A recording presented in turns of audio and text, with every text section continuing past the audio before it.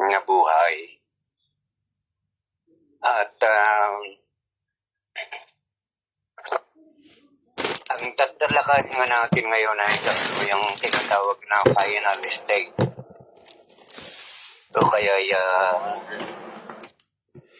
yung pinaka-final na maging kalagayan ng mga Kristiyano. Ito yung magbabasa natin sa chapter 21 at saka 22 ng Silipin natin kung ano ba yung magiging final na kalagayan ng mga redeemed o kay mga Kristiyano na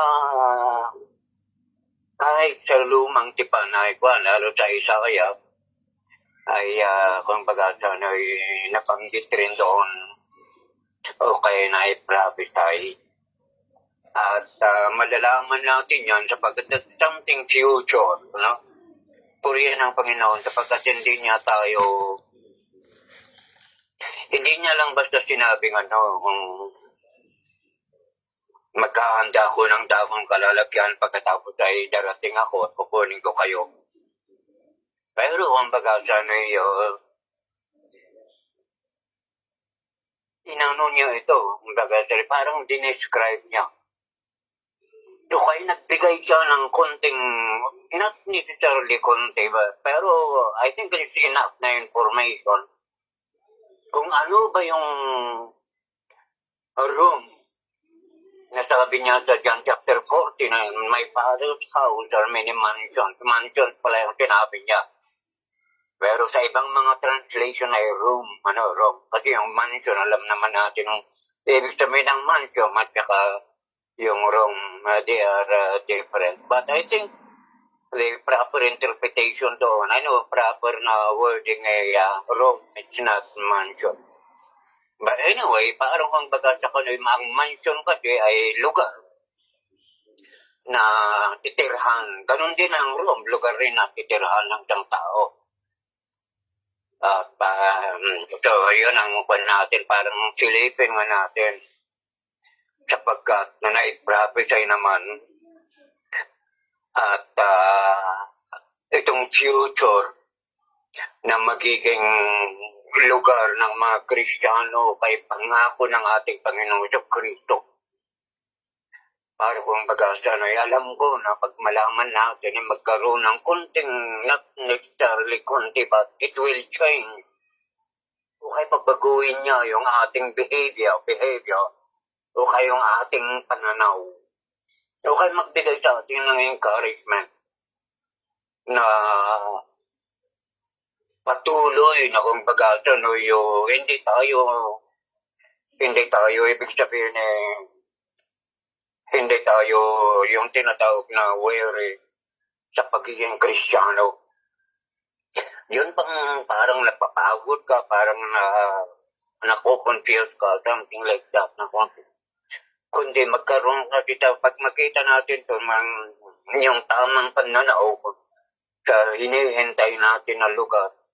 At kung ano ang maging buhay natin doon, alam ko nga na kung baga na yung papaguhin niya, yung pamumuhay natin dito sa lupa. At siyempre, kung baga magkaroon tayo ng talagang totoong pag-asa.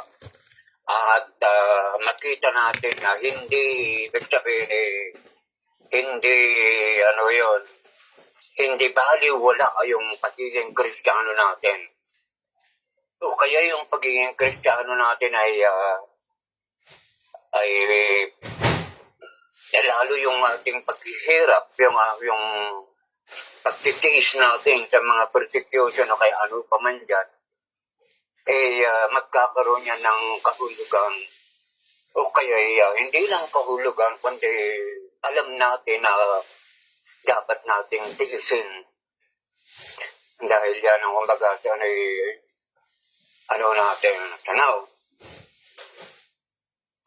Tayo muna ay manalangin. Panginoon, maraming salamat. Sapagkat alam namin, Diyos, na Yung sa dalawang chapter, last chapter ng Revelation o kay last chapter ng Bible, alam namin na meron kang napakahalaga at saka importante na dapat malaman o kay mapag-aralan ng dapat mga Kristiyanong katulad namin. Para magkaroon kami, Panginoon, ng malinaw na pananaw sa iyong pangako sa bawat sa amin. So Lord, sa pamagitan ng banal na Espiritu sa kanyang kaidan, alam namin, Panginoon, na ang mga talata ito o kayang salita mong ito ay mabibigyan namin ng liwanag, ay mabibigyan niya ng liwanag sa bawat isa sa amin, Panginoon, sa pag-aaral namin ito. So Lord, maraming salamat. At alam namin, Panginoon, na mayroon ka rin ipapahayag sa bawat sa amin na lalong magpatibay ng aming pag-asa. Magpatibay, Panginoon, na ikaw ang nangako ay ipagkakaloob mo at ibibigay mo. So Lord, maraming salamat sa pangalan ng Jesus. Okay, so dapat na ang bawat isa sa inyo ay mayroong silang Biblia na hawak. Sapagkat ang gagawin natin dito ay kung baga na ipasahin natin para makita natin, masabasahin natin pagkatapos titignan natin, okay? Sa pamagitan ng banal na Espiritu, paliwanag ng bawat mga talata. Kasi kung baga katulad ng sinabi ko, ito ay isang pangitahin ni John, kung baga ay katulad yun, sabi ni Pedro, di ba, na talakay natin. Itong taong ito, ano naman, nang sa kanya, yun pala ang sabi ng Panginoon na may kung halimbawa, buhayin ko siya hanggang sa pagdating ko. Basta ikaw ang pag-asa gawin mo lang yung dapat mong gawin. Yan, hindi.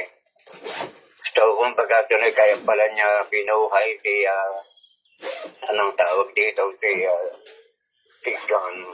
Sapagkat meron siyang mission rin. O kaya meron siyang gagawin para sa tanggap Kristyanuhan at yun nga, yung magkaroon siya ng vision. So, kaya parang naipicture sa kanya ang future ng bawat mga Kristiyano katulad natin. Okay, so pag mayroon na kayong question, umpisa natin sa anong tawag dito sa chapter 1 ng verse 21. Sa chapter 20, nalaman natin doon na tapos na yung sa millennium. Pagkatapos na anong pa na dito na natapon na yung Diablo. So yung kwan naman, tayo naman kung baga sa yung mga Kristiyano doon.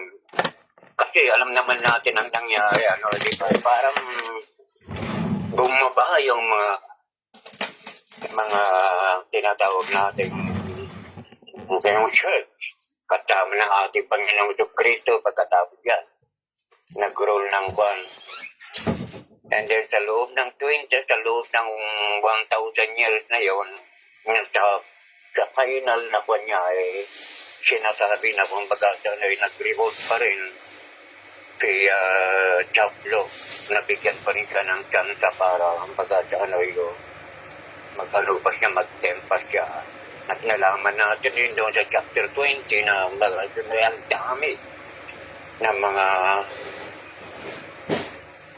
descendants, not descendants, kundi resident doon sa chapter ay sa 1,000 years na nagpasama sapagkat sumama sila doon sa ating sa Diablo.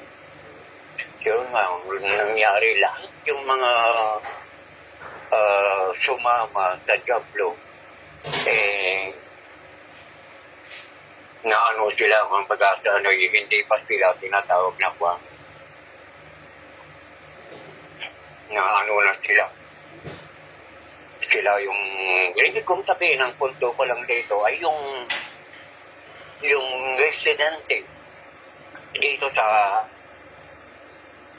yung papasok dito sa tinatawag natin kwa, na future, na yung mababasa natin yung New Jerusalem, yung mga, kung pagkasa na parang, yung mga santo, kayo yung mga saint. Alam natin yung mga saint, di ba? May tatlo kasi na po na saint, yung Old Testament saint. Pagkatapos yung New Testament saint, at saka yung Tribulation saint. Palagay ko kasi dito sa sa yung tinatawag natin sa millennium, basta lang nanganak yung mga kwantoon, yung nag-survive katulad ng sinabi ko. Isipin mo, 1,000 years yan. So, parang kung pag-asa, pag mayroong 1 billion na tao na nakapasok doon sa millennium, baka siguro billion na sila. Pero, walang binanggit doon sa millennium na mayroong evangelism. Ang binanggit lang doon ay ang ating Panginoon kasama yung mga saints o kayong na sila ay nag-rule sa 1,000 years na yan. So walang nabanggit, hindi katulad sa Tribulation na mayroong nag-evangelize, di ba? But here wala eh. So ang alam ko doon, yung mga saints, yung nakasurvive doon sa kwan na yun, yung hindi nagpatata. At saka yung kung sila man ay nagkaanak. At nagkatuloy sila sa pananalig rin ng kanilang mga tatay. Siyempre kung sino man yung nakasurvive doon na hindi nagpatata. Nasa natural body pa naman ang mga yun eh. Hindi sila tinatawag na yung glorified bodies eh. Kaya nanganak sila, pagkatapos namatay sila, nanganak sila, ganyan ba? At ang gusto kong makuha dito yung kanilang mga anak doon na depende. Sumunod sila doon sa paniniwala ng kanilang tatay. O kaya sumunod sila doon sa pamumuno ng ating Panginoon Kristo. So lahat yun, sila kung baga sila na yung residente dito sa anong kanya. Kasi wala namang sinasabi ng millennial sense. Di ba? Sabi yung Old Testament sense nga, pagkatapos yung church. Kasi ang tawag na Apostol Pablo sa atin sa church, sa mga Christians o kay mga members ng church pagkatapos yung tribulation church nga. So, ang ibig ko lang sabihin na kung kung dumami yung mga kwan doon sa millennium na yon, yung meron pa rin naligtas doon. Merong naligtas. O kaya dapat ligtas na sila lahat eh. Diba? Kasi ang Panginoon yung tinatawag na nagpumulo eh. At ang kanyang pamumulo, ang kanyang rulership ay talagang yun. Righteous rulership. Kasi nga siya eh. Imagine, sa bagay pa ako sa glorified body siya na dumating na gano'n. Kasi nung dumating naman ang ating Panginoon, nakita, mag-glorified body, di ba? Katulad ng kanyang pag-akyat. So siya nga ang ruler. At anong ma-expect mo sa isang ruler? Hindi siyempre mabuti. Ang kanyang pamamalakad mabuti. Pag mayroong nag-disobey, baka siguro mapaparusahan doon, madisiplina. So, kung sa aking mag-iisip, lahat yung mga nandun sa millennium Save sana lahat ang mga yon. Kasi bukas sila ng mga saint doon na galing sa tribulation eh. Di ba? Eh, ang problema nga lang yung tinalagan natin si Jack na ito pagkatapos ng daya pa siya.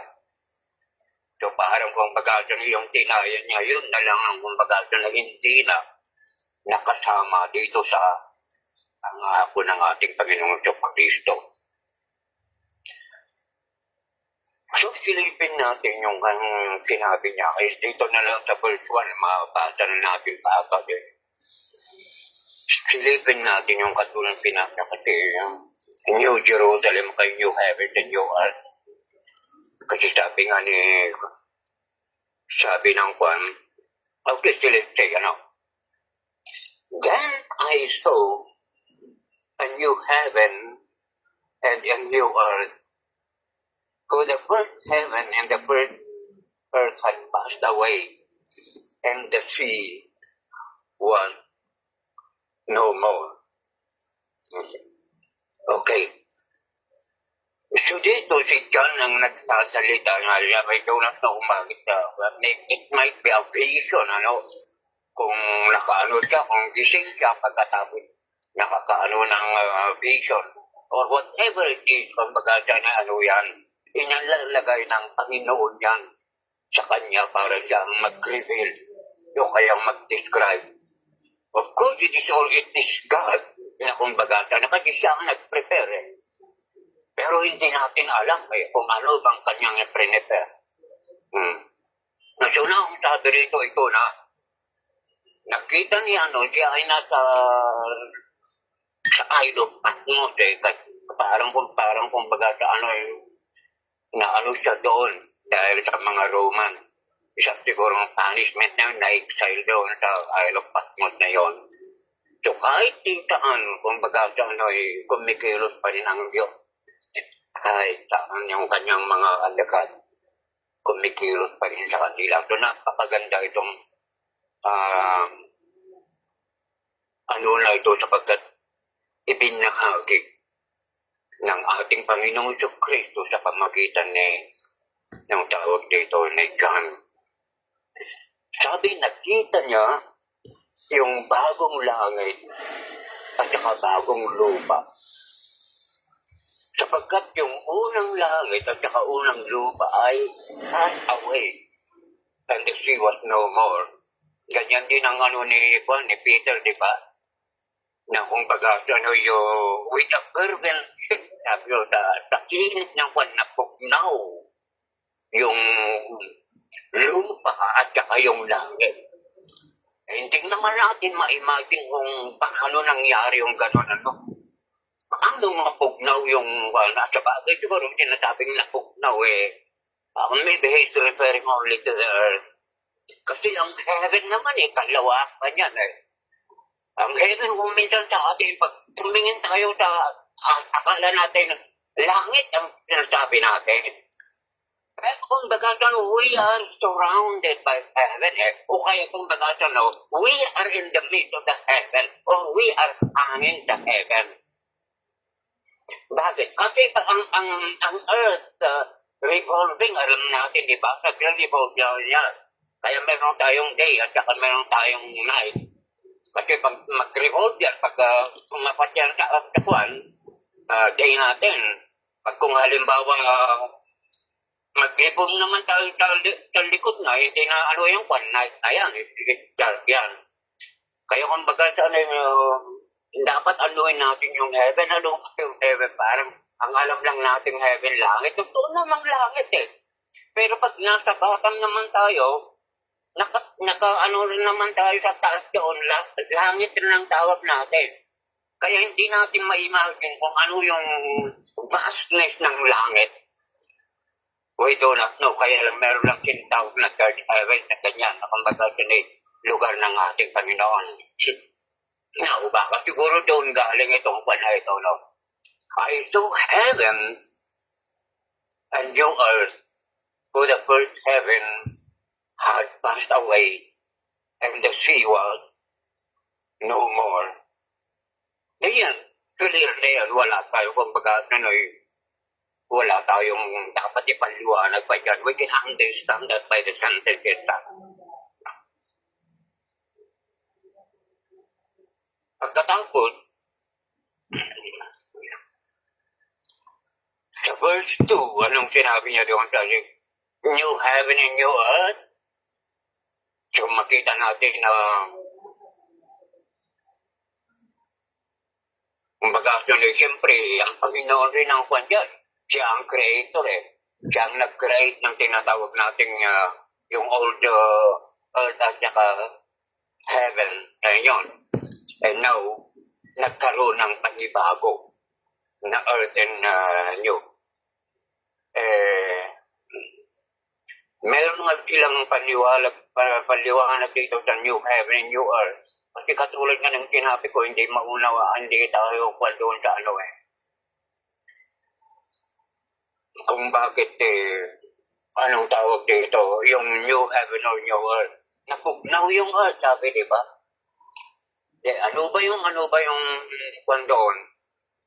Pati yung New Jerusalem, wala na yung Jerusalem. Ano ba yung merong dalawang view sila rito. Kung yung pugnaw na yun, parang, kasi yung pugnaw naman melt eh. So yung earth ba, it was totally melted. O kaya yung nasunog pagkatapos naging apo, pagkatapos na nawasak to there's no longer earth. O kaya yun rin yung earth, yung sa ibabaw lang. At saka yung sistema sa ibabaw, yun lang ang natira.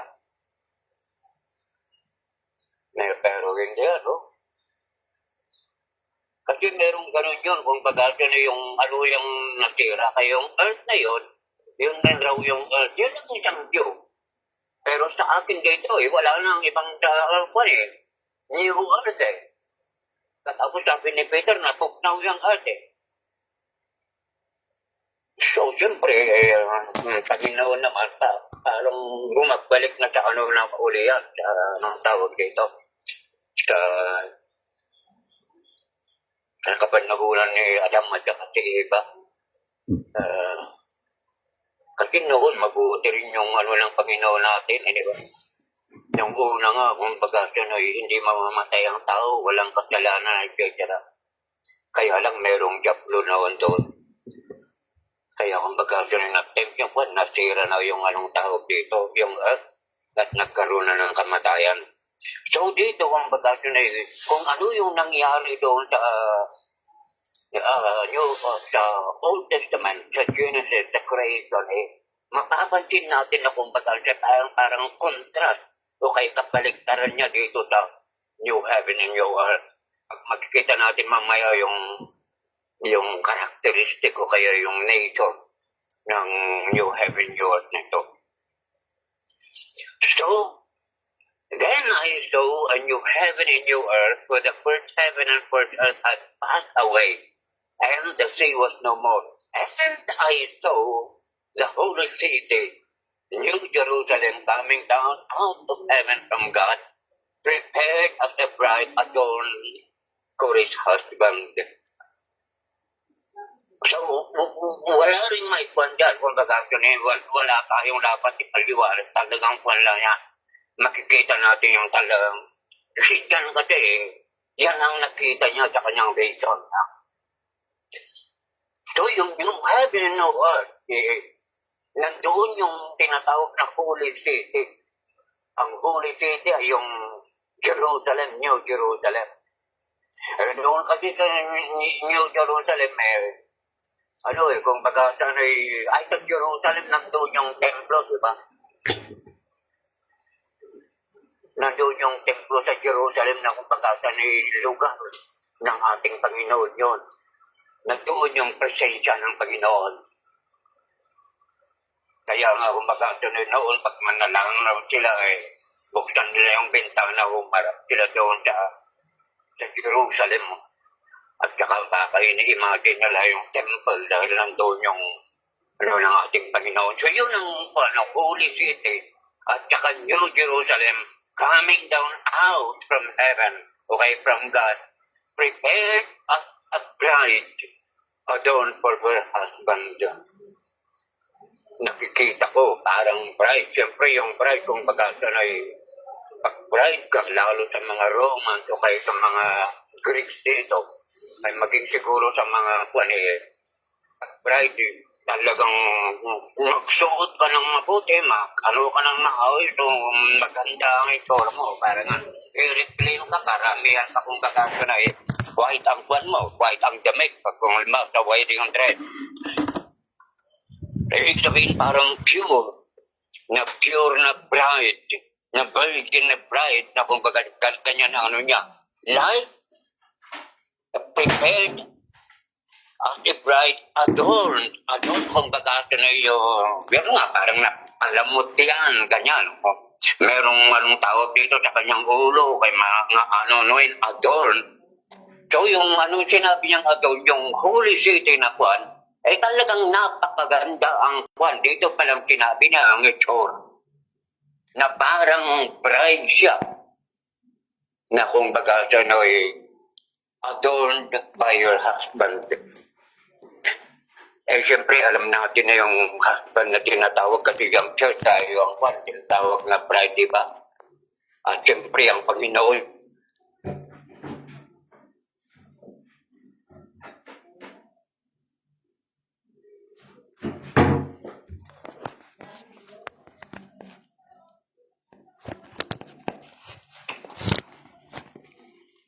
Na yung kanyang yung husband. So now, dito meron tayo ng kwan dito yung merong iba namang kwan dito. Yung view lang naman ito, di ba? View. So, yung view, basta huwag mo lang i-change yung talagang meaning niya.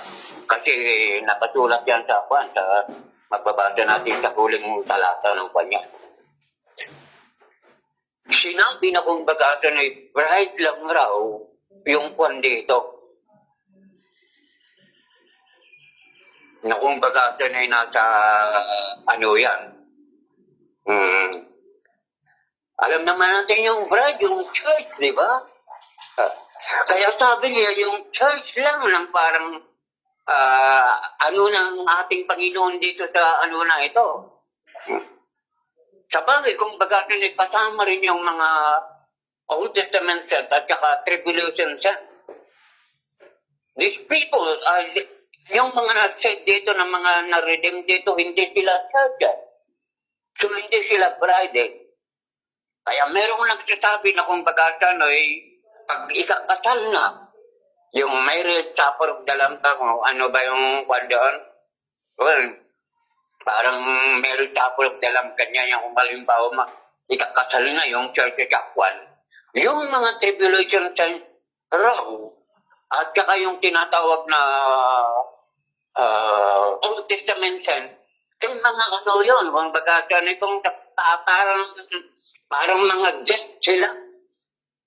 O kaya kung baga parang attendee lang raw sila doon sa kwan na yan. At yung church kung baga parang bride nga ni kwan yun So, the church is something special. Kasi yun ang bride hindi yung mga kwan. Pero sa akin hindi ako naniniwalang kayo. Ang naniniwala ako na kung baga kwan. Kasi sabi naman sa mababasa natin na God's people. Yung God's people, sila ang residente. At God's people naman yung kwan. Yung tribulation saint. And God's people rin yung anong tawag dito? Yung Old Testament saint. God's people rin yung church. Mabasa natin mamaya na sila ang mag-inherit. Ito sa New Heaven, New Earth na ito. Kaya ang bagay parang lang, yung nagsasabing bride na yun, mahirap nilang ipaliwanag kung saan nila ilalagay yung Old Testament saint at saka yung kwan. Mas mabuting kung bagay inano na lahat So yan, adorn for your husband.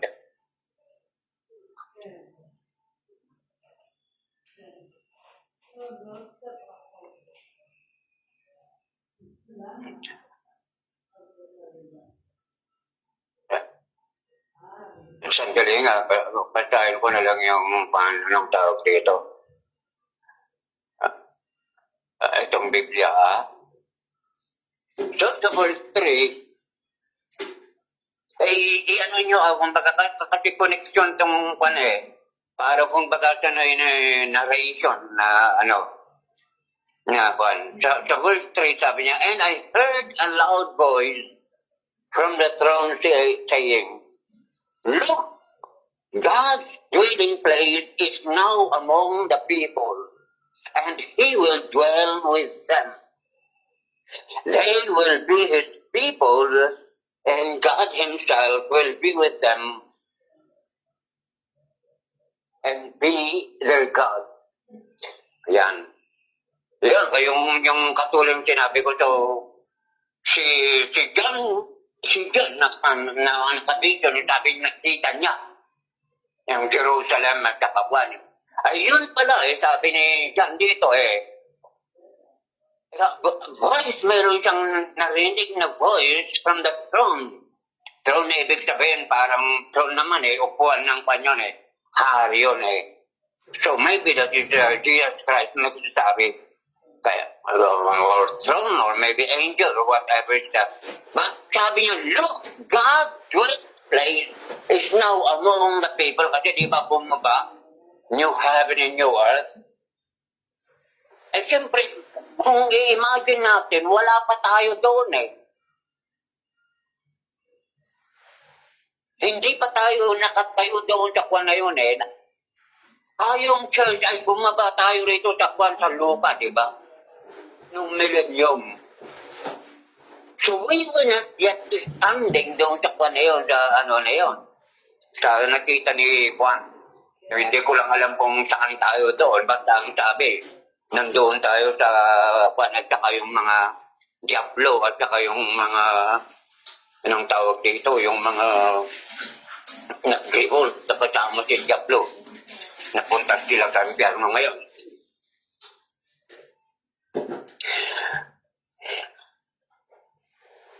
Hindi inanuna ni Apostol ni John na ito. Sabi niya yung kung pala na yun ay God dwelling place. Dwelling place, kung baga, hindi na mistake ito. It's not a mistake. O kaya kung baga, dwelling place talaga, literal talaga. Kasi yung inaano ni Apostol John dito nakita niya ibig sabihin, it is something, parang it is a substance, or it is a material. Sabi niya na God's dwelling place, which is now among the people. Place is now among the people, and He will dwell with them. So, anong nakita natin dito? Yung dwelling place ng ating Panginoon. Dwell, alam na yung dwell, di ba? Kung baga kung saan naroon ang Diyos. Hindi naman natin alam kaya ang Diyos kung baga dito, kung baga inanuna yung Diyos Kasi ang Diyos is Spirito kung baga hindi siya tangible, hindi siya maano. Pero dito, kung baga God's dwelling place, sa bagay, hindi naman nakita kasi dito kung nakita na Apostol John yung si God kung ano yung form ng God Basta sinabi lang God's dwelling place. Pero makikita natin dito sa God's dwelling place. So dito, ibig natin sabihin, yung dwelling place ng ating Panginoon, He will dwell among or with His people. Yun ang sinabi ko ng people, with His people lahat naman yung people na yung Old Testament Saints, Church at saka the Tribulation Saints, God's people, yan kaya mali yung bride na kayo sinabi nila na church lang. At guest lang yung mga na yun. Sabi rito, they will be dwelling with them. So iyan lang ang isipin natin. Yung imagine dwelling place ng God. Dito sa earth, hindi dwelling place ng dito Kung makukunin lang natin, kung baga, si God, the sovereign God, makapangyarihan sa lahat, the omniscient God, yung God na creator, God na holy, Katapos yung kanyang dwelling place ay doon tayo mag-dwell also. They will be his people and God himself will be with them and be their God, of course. And then sa verse 4, ito kasama sa description niya doon sa ano. Sa verse 4, He will wipe every tear from their eyes. There will be no more death, mourning or crying or pain, for the old order of things had passed away. So, ibig sabihin yan, wala nang sin. Kasi sin ang cause ng lahat ng mga ito. Pain eh. Pag pinisecute ka eh, sin naman dahil doon. Yung mga persecutor lang yung sin doon. Ikaw, walang. Bakit it is sin? Ang sin, ang cause ng sin, yung pain, kung ano man dyan, at saka yung mourning, at saka yung crying, at saka death. O kaya yung tinatawag nating yung death, yung body natin. So dito, it is God's dwelling place. The first, God's dwelling place. At yung nandoon, kung baga sa ano His people. And then those who are wala nang death, wala nang mourning, wala nang pain, well, for the older things has passed away. So wala na tayong dapat pandiyan. Alam naman natin na talagang ganyan, di ba? Walang dyan na dapat i-explain pa. And then sa verse 5, sabi niya, He who was seated on the throne said, I am making everything new. Then write this down, for these words are trustworthy and true. So,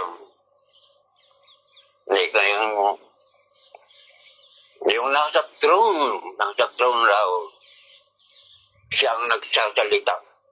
And, so, may still one, but my God is Jesus Christ yun, nasa throne.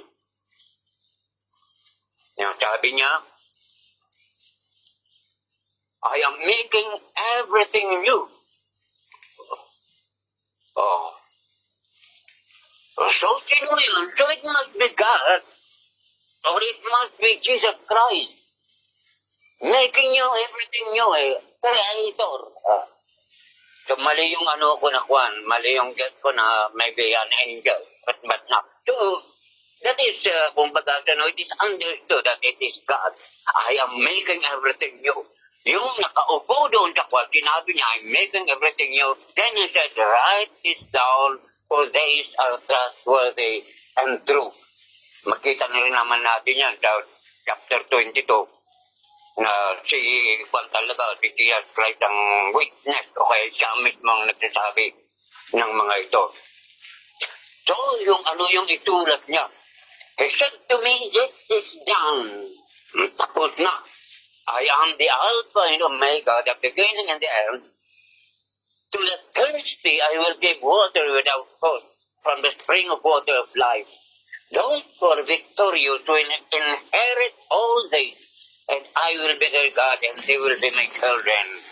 But cowardly, the unbelieving, the vile, the murderers, the sexually immoral, and those who practice magic arts, idolaters, and liars, they will be consigned to the fiery lake of burning sulfur, the second death.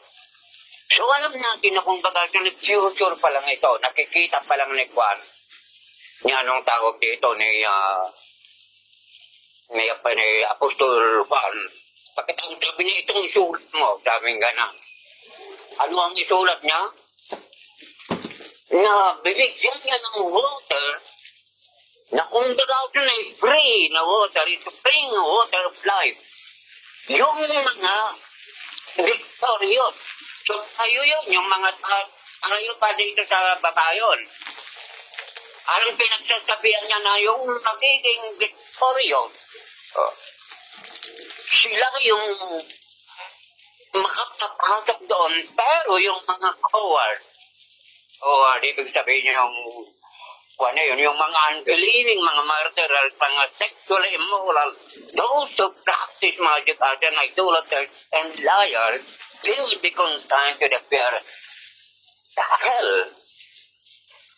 So doon, sinasabi na niya, parang winawarningan niya na, that yung lugar na yon, it will be a place for those who will be victorious. Kasi ito, kumbaga ito na sa kapanahunan niya napupersecute yung mga Christian, kaya nga na-exile siya isang persecution sa kanya doon Mabuti, hindi siya pinatay, di ba? Pero sa panahon niya, yung mga Romans, makuha yung kanilang mga persecution. Si Nero, I think during that time, si Nero, si Domitian, kung sino man yung emperor dyan, na nagkiklaim pa na sila yung mga Diyos, na sila ay Diyos. So now,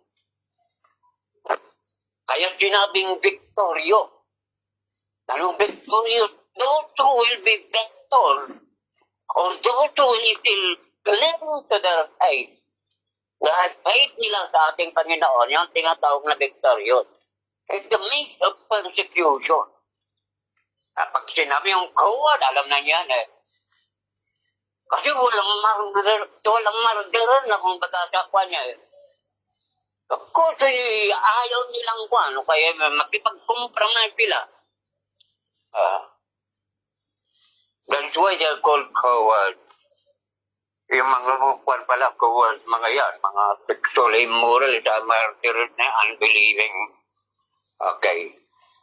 They will be concerned. Yung mga kwan, yung mga victorious, they will inherit grace. Yung bumaba sa langit na dwelling place ng ating Panginoon. So lang, punta tayo sa verse 9. Ano lang to? 9. Sa verse 9, one of the 7 angels who had 7 bowls full of 7 left plagues came and said to me, ito na yung isa, yung nasa throne. Ito naman, isa doon sa 7 angels na mayroong 7 bowls. Alam natin na sa 7 bowls sa mga kwan, sa preceding chapter dyan.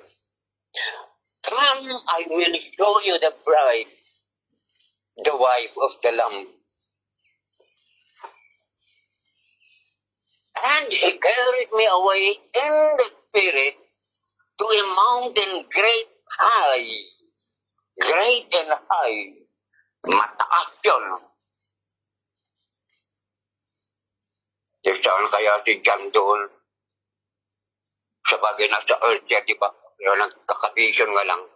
Pero yung sabi niya, magalit yun, he carried him in spirit pagkatapos sa pinaka-high na mountain.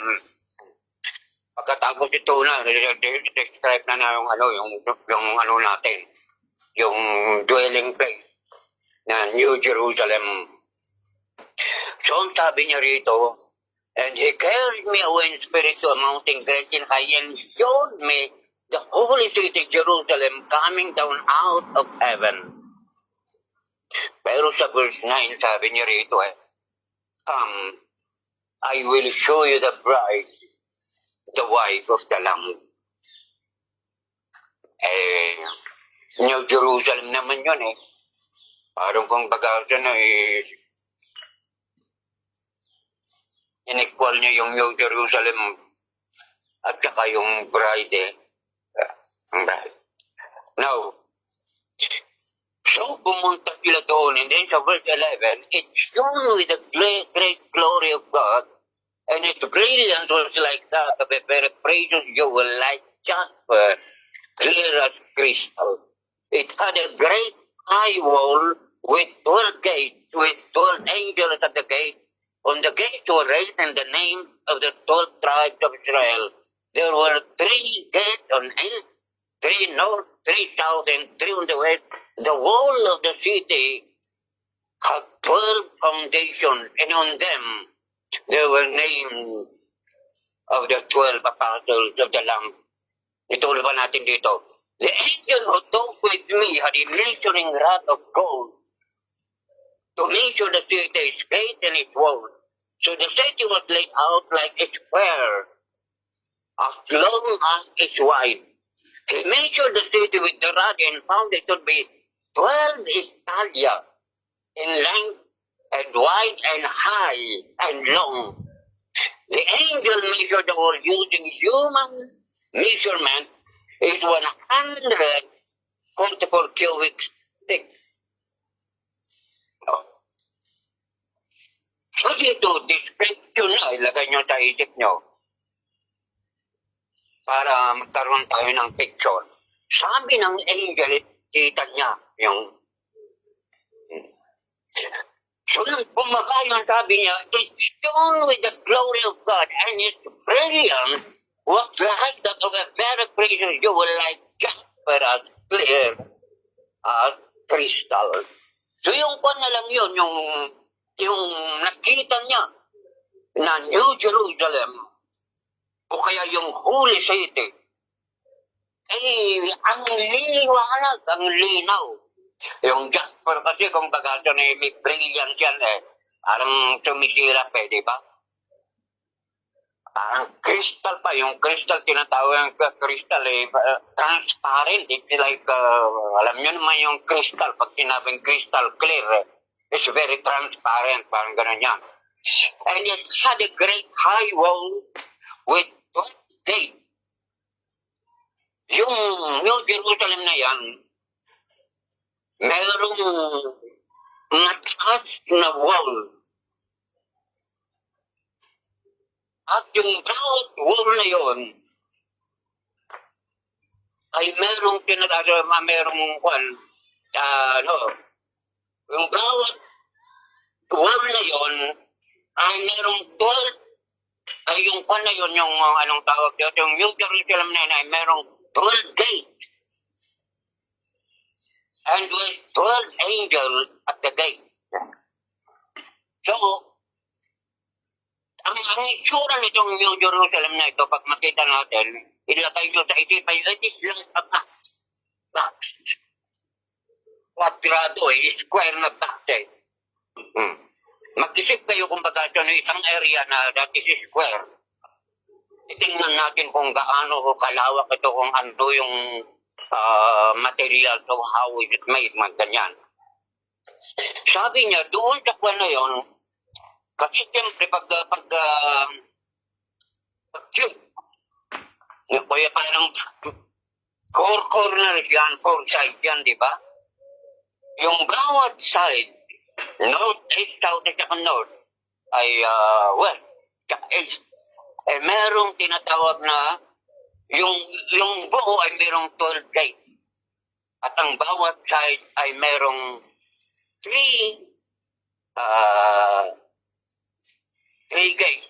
Pero on the gate were written the names of 12 tribes of Israel papala sa gate.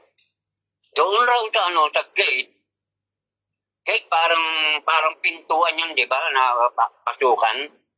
Sa gate ng kwan na yun, ng Holy City na yun, ay merong 12, ay merong anong tawag dito? It had a high wall. Merong high wall at merong gate.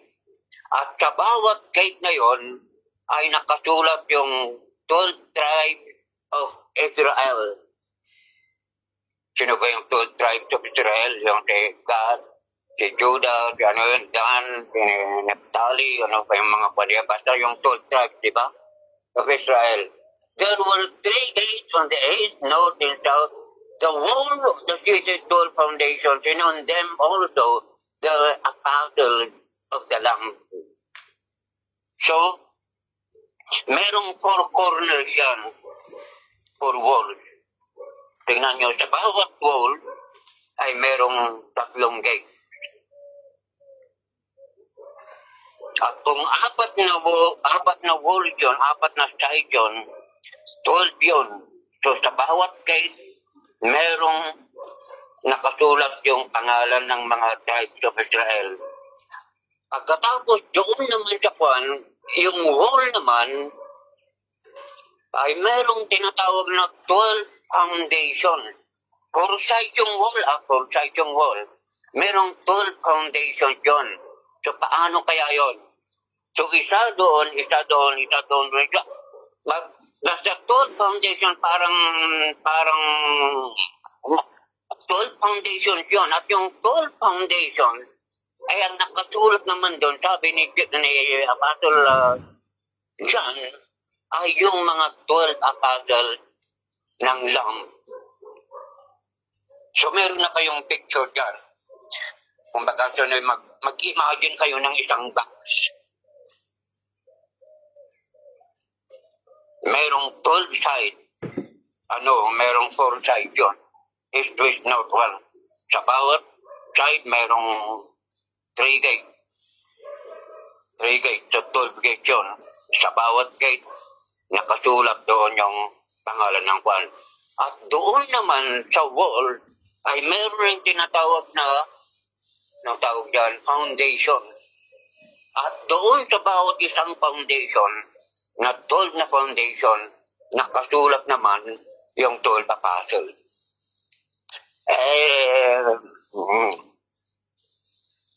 So dito, yung 12 tribes na lang na yun, kasama na yun. Hindi yung bride, kahit bride sila, pero kasama sila.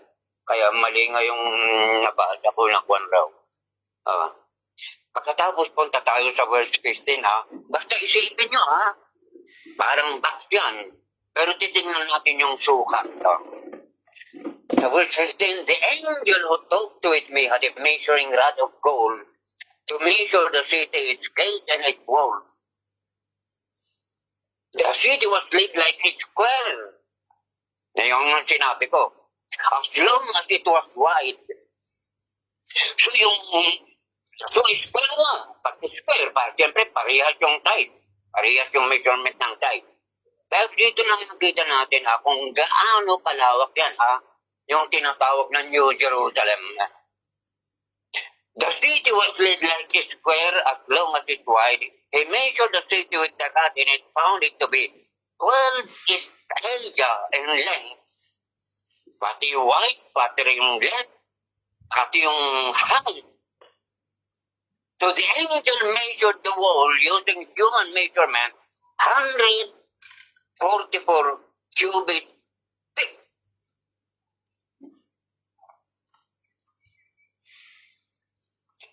So tingnan na natin. Imagine nyo yung na yan, na foresight. Ang sabi niya, ay 12 stadia yung measurement ng isang wall ay isang side. Pero sabi niya, parehas yung length niya. Parehas yung length. Kaya ibig sabihin, 12 stadia, na kumbaga, 12 stadia square. 12 stadia side east, 12 stadia north, ganyan yan.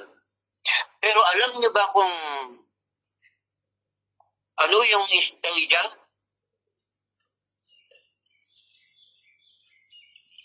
Ang stadia, yun ang ano nila noon wala, kasi ngayon wala na akong nababasa na stadia, kilometers lang, mile, tasa inches, tasa feet. Yung isang stadia, ang equivalent niya ay 185 kilometers. 185 kilometers. So, bigyan ko kayo ng anong tawag dito.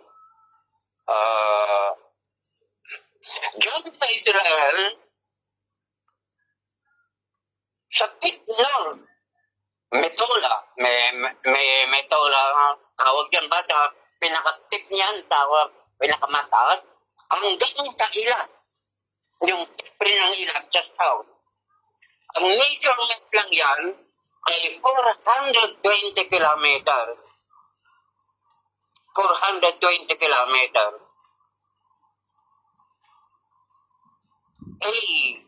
Ang isang stadia ay 185 kilometer. So, duplahin mo lang yung 2 stage, kumbaga yung halos pagparehas na ang kwan dyan. Ang layo. Diyan sa from ilang to Metola, o kaya dyan sa pinaka dyan sa north. Pero sabi dito, kung ano?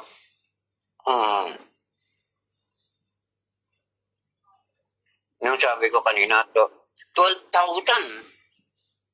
12,000 yan So pag kunin mo yung 12,000 times 12,000,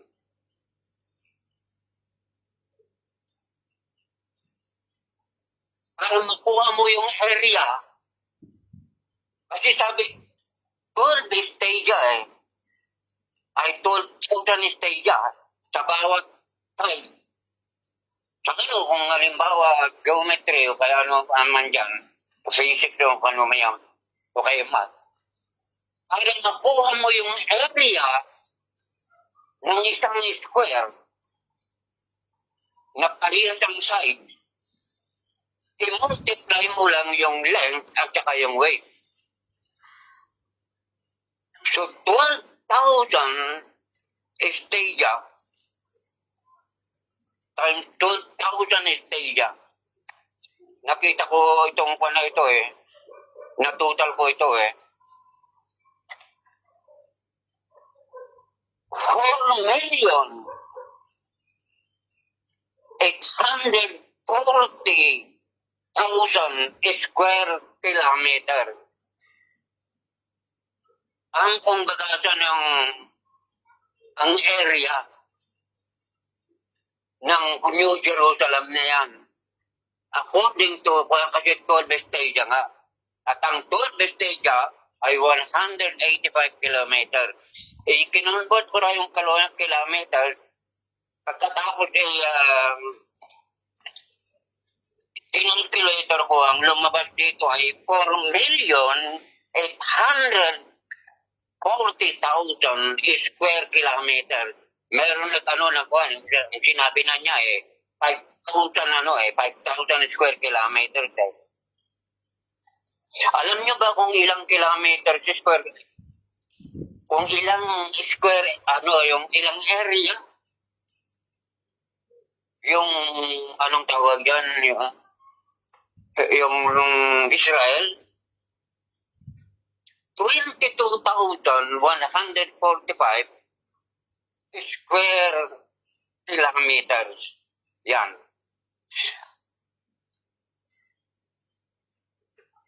Ang Pilipinas, ini-search ko ng Pilipinas, 300,000 square kilometer. Pero dito, 4,840,000 square kilometers. Siyempre kung ilang laki ng kwan yan, ilang 22,145 square kilometers lang yung ano na yun Israel pagkatapos yung Jerusalem parte pa lang doon sa kwan, kaya maliit yung Jerusalem. Pero itong New Jerusalem na ito, you imagine that 4,800 ay 4,800 square kilometer. So, napakalawak yan. Ilang meter pa yan Kaya napakalawak kung baga na pag meters lang sana, square meters lang, parang 3 feet per ito, kilometer. So, now, sabi ni Juan dito, na parehas yung wall na 4 side. Imagine dyan kung baga sa 5, imagine mo yun? No, kung baga sa ang haba yung tinatawag na kwan niya, anong tawag dito? Nakataas niya. Yun bang nakasulat? They measure with a rod and found 12,000 length as wide as is long. 12,000 stadia.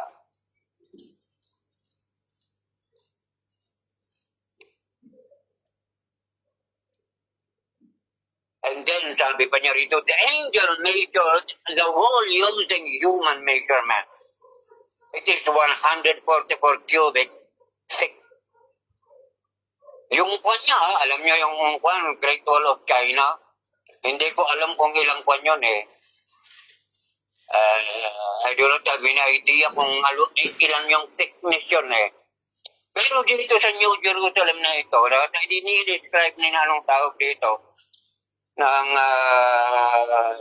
isang angel.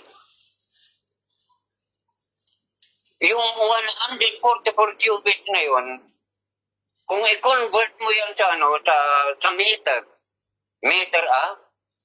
it's 65 meters. 65 meter. Alam niyo yung 1 meter, parang yan. Parang 100 centimeter, parang kung baga sa pa yan, parang 3 feet yan. Mahigit lang ng konti. Yung 1 meter ay parang 3 feet. So, 3 feet na 65. O di, ganun kalawak lang pagkatapos sabi. Ang height na, ay kung bagasan ay 12,000 stadia. 12,000, i-multiply mo yung 185.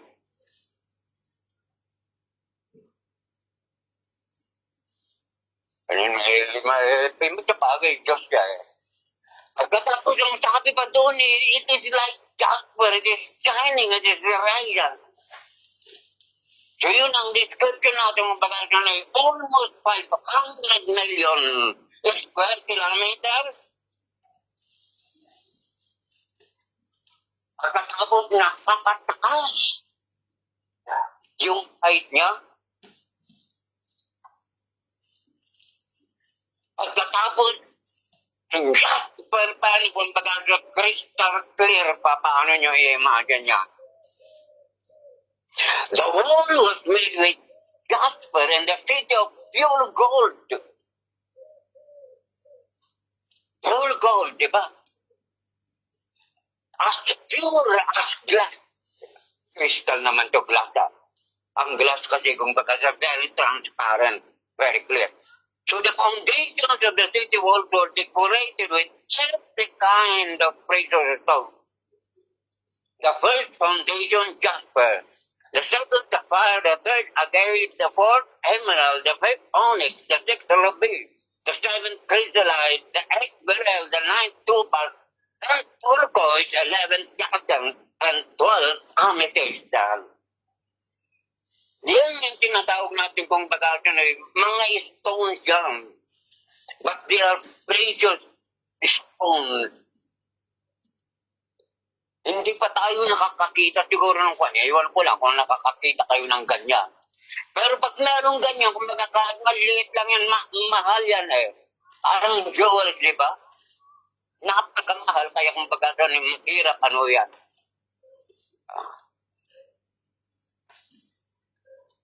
At kung bagasan yung bawat kwan dyan, bawat isang kwan yan, bawat isang anong tawag dito, mga sapphire, mga agate, mga emerald, iba't ibang kulay yan.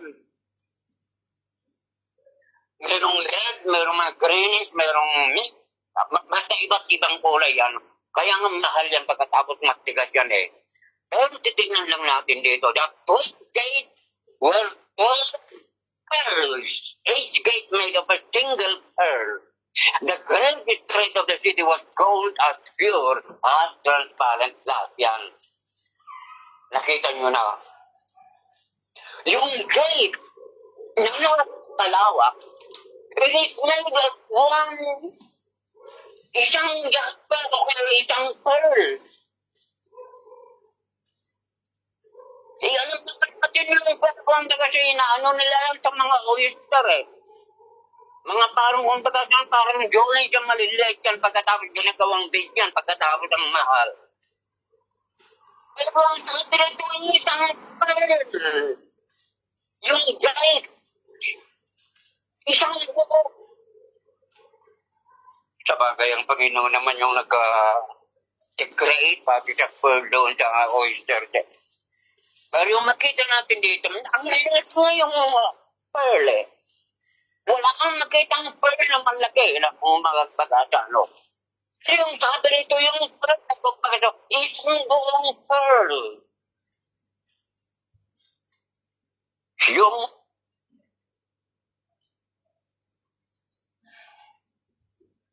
gate. The 12 gates were 12 pearls. Each gate made of one single pearl, or a single pearl. The great street of the city was gold, as pure as transparent glass.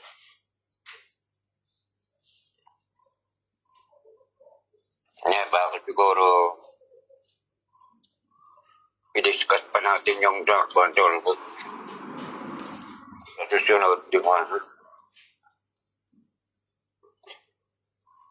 22. Description pa rin ni Juan, di ba? So makita natin na kumbaga yung sabi rito, the great street. Kasi city yun eh. Pagkatapos world na city yun. Halos abot sa langit yung Juan. Imagine mo, kumbaga yung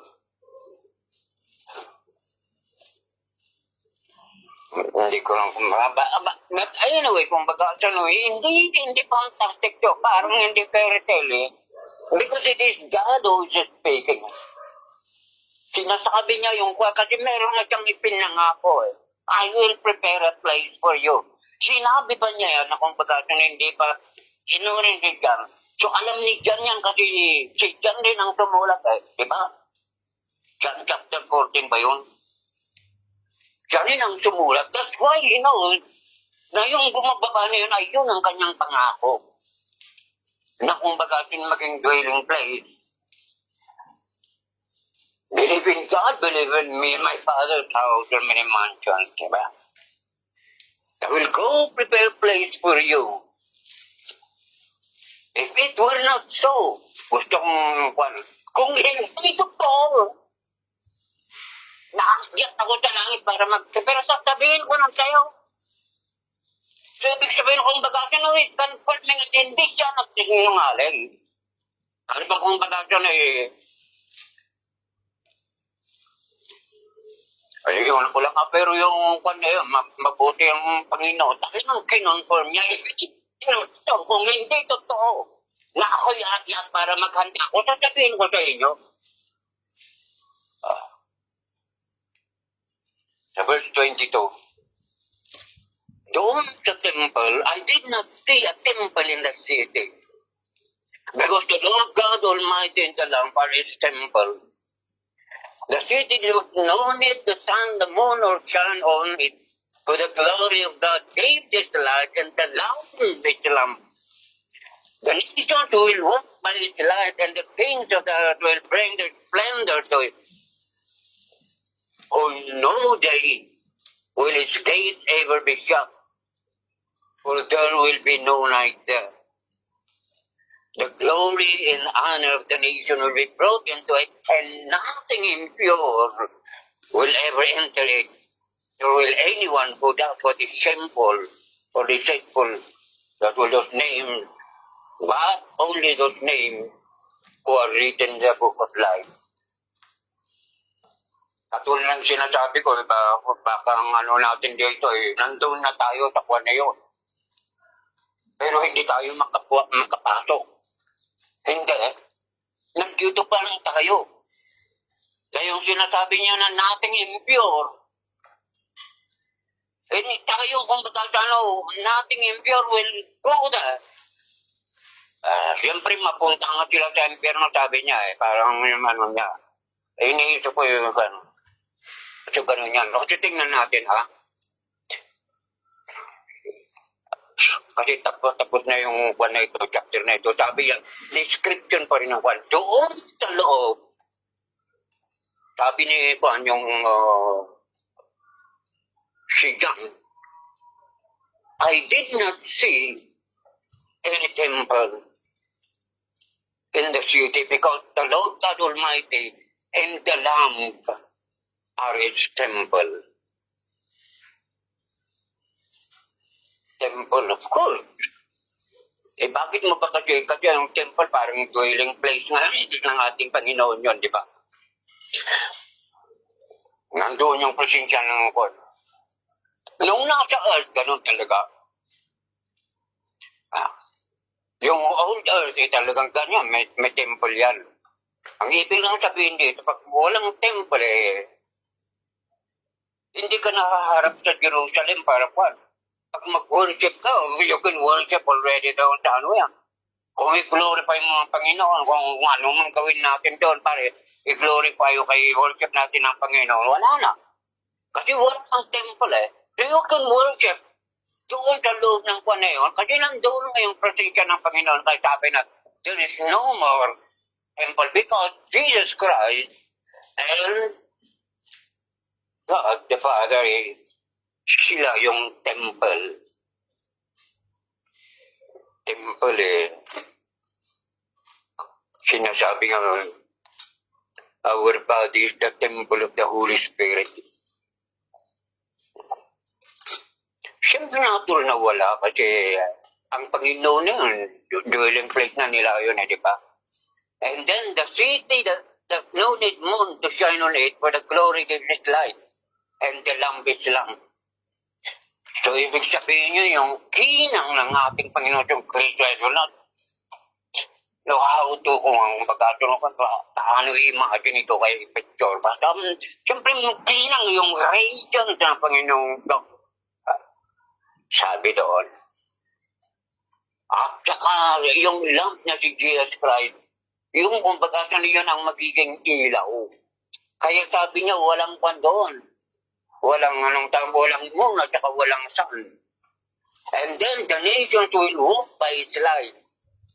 And the kings of the earth will bring their splendor to it. And siyempre, ang bagasa na yung ito kasi, ang ano ko rito sa kwan na ito lang yung city, parang center eh. Kaya may gate eh. Yung sabihin, sabi niya doon, yung gate na yun ay palaging nakabukas. It is never closed. Yung mabasa natin dito mamaya. Sapagkat ang alam doon, walang magnanakaw. Walang kumbaga na parang ganyan yan. Eh, cave. Merong angel eh. Diba? Bawat isa may isang angel, sabi ko doon. Alam naman natin kung how powerful angel. Pero yung angel siguro na yun, hindi nakuha yun. Parang kasamang palamuti na siguro yun. Kasi wala naman silang babantayan na magnakaw doon eh. So, isa kan. And then, sabi rito, ang problema ko pa rito, sabi, on no day will its gate ever be shut, for there will be no night there. Walang gabi doon sa langit. So, ibig sabihin yan, baka pwede ka sigurong matulog pagkawan.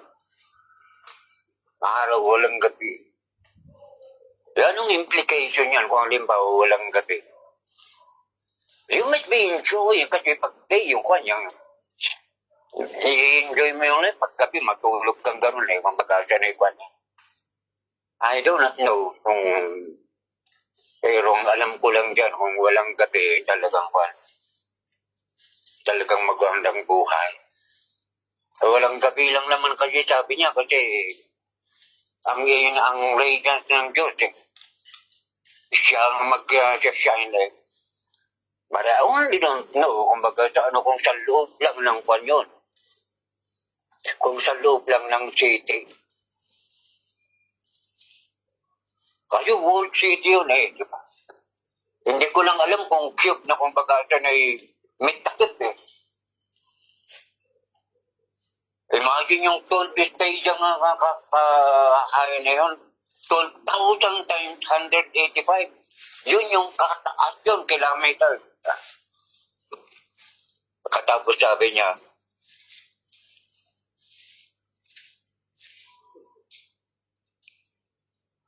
on the day, sa 25, will its gate ever be shut, for there will be no night there. The glory and honor of the nation will be brought into it. Nothing impure will ever enter it, nor will anyone who does what is shameful or deceitful, but only those whose life or whose names are written in the Lamb's Book of Life. Diba? So kasama yan si Moses, di ba? Kaya mali yung bribe. Di ba sabi ni Moses? Dahil sa kung tumagit niya doon sa mga...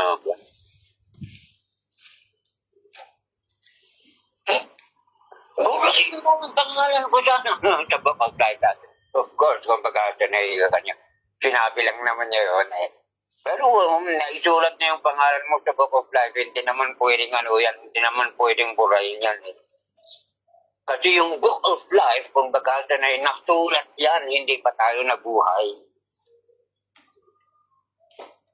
I mean, yung pangalan kung sino yung nasa Book of Life, it was already written. Parang we were chosen before the foundation of the world. Before the foundation of the world, those who will be saved, their lives are written, nakasulat na doon. Hindi yung katulad ng iniisip ng iba na pag maging Kristiyano ka rito pagkatapos maisulat ka. Ay, ang katulad sinasabi kung ganun pala, may chosen na, hindi pala madadagdagan yung nakasulat sa Book of Life. Sabi mo kung hindi madadagdagan. Tayo mo lang kung baga, nagpipreach lang tayo para kung baga, yung makilala kung sino yung mga nakasulat sa Book of Life. Kasi sila ang tatanggap eh.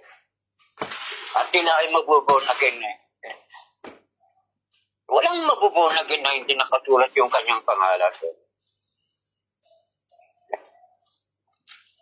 Pwede natin questionin yan, pero hindi natin mag-question ng Diyos. Kasi sabi niya, sino ka? Sasabihin mo ba yung magpapalayo? Kung gagawa siya ng mabuti, pagkatapos gagawa siya ng ganyan niya. Magpasagin. Katapos gagawa siya ng isang quality. Ganun, parang ganyan ang argument ng ating Panginoon. You cannot question him. So yan yung tinatawag natin yung anong tawag dito? Yung description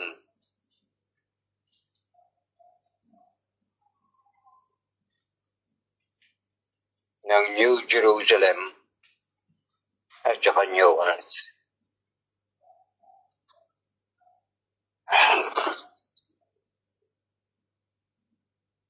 Magbigay lang ako ng tinatawag na kung dito yung ituloy natin sa susunod yung 22.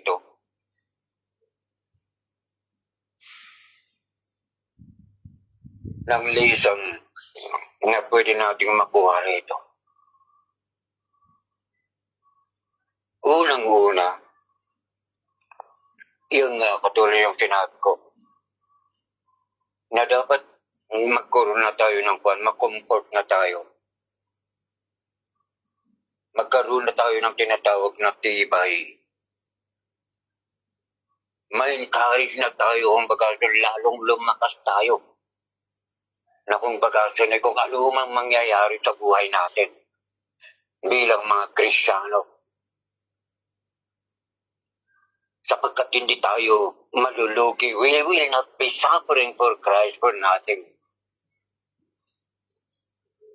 Meron tayong kung bagasan ay paglalagyan at meron tayong buhay na walang hanggan. Meron tayong paglalagyan. Kasama pa natin ang Diyos. Kasama natin si Kristo. So ito ay encouragement ng sinabi ko kanina sa mga parang napapagod na sa kanilang pagiging Christian. Kung parang gusto mo nang sumuko. Kanya, sa bagay wala namang susuko.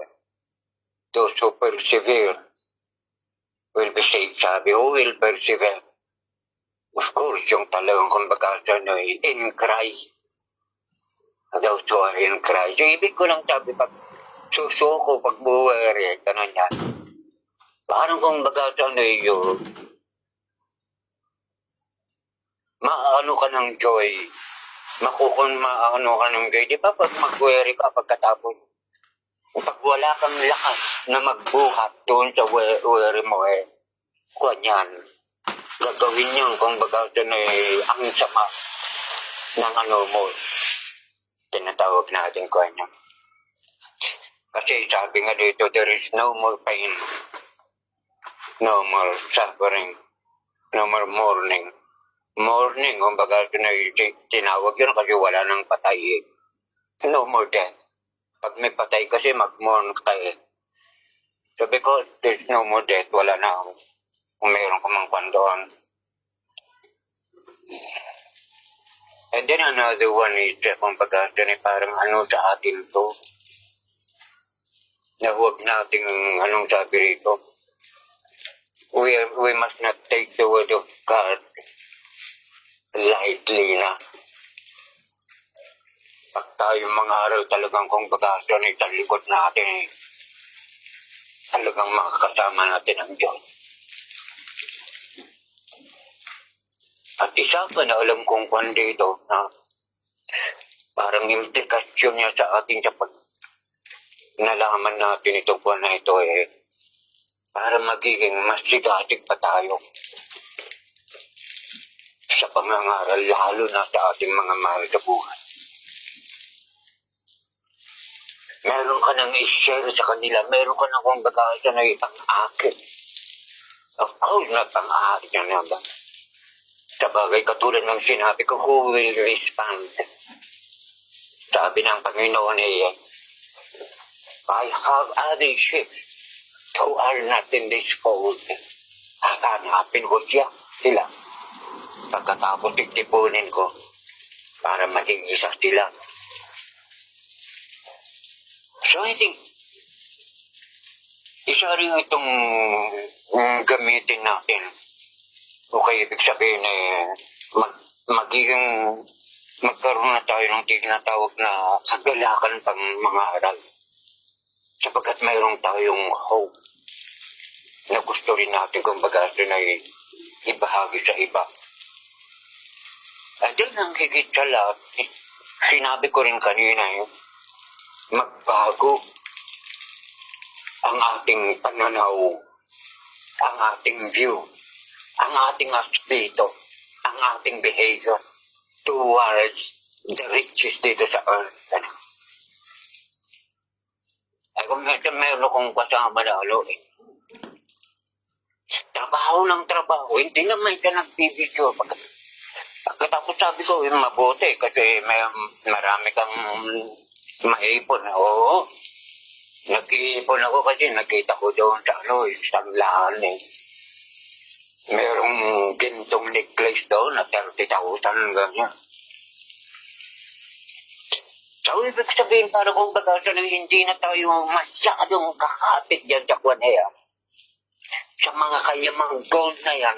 Sabi rito yung doon mismo sa lugar yung street kung bagasa na gold yan doon kung bagasa na atakan mo pa lang gold na Pagpasok doon sa gate, puro mga brilyante na yung kumigislap ng mga yan Pagkatapos inherit mo pa yun ito. Ay, hindi na tayo kunin sa mga ganyan-ganyan na yan. Pag tayo kumita, kung bagasa na gamitin natin sa para sa Panginoon, para sa pamilya. Huwag na natin maghangat pa ng mga pabili niyan. Ay, ang Panginoon rin naman kasi nagsabi na yung treasure natin, hindi dapat yung mga earthly treasure. Mag-impok ng treasure sa langit, sabi ganyan. No, most o kayo po hindi mananakaw. Of course, hindi mo may iwanan.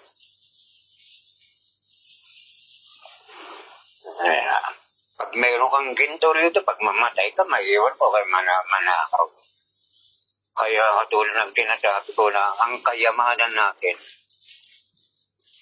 ng mga Kristiyano, pag mamatay tayo, pupuntahan natin. Pero ang kayamanan ng mga kamundo, pag mamatay sila, iiwanan nila. Ay, parang gano'n rin ito ang parang dapat meron tayong isipan. Basta isipin natin na yung yaman natin at pagdating ng araw na nakita natin. So yan ang ano natin dito sa chapter 21 na alam ko nagkaroon tayo ng ang pananaw.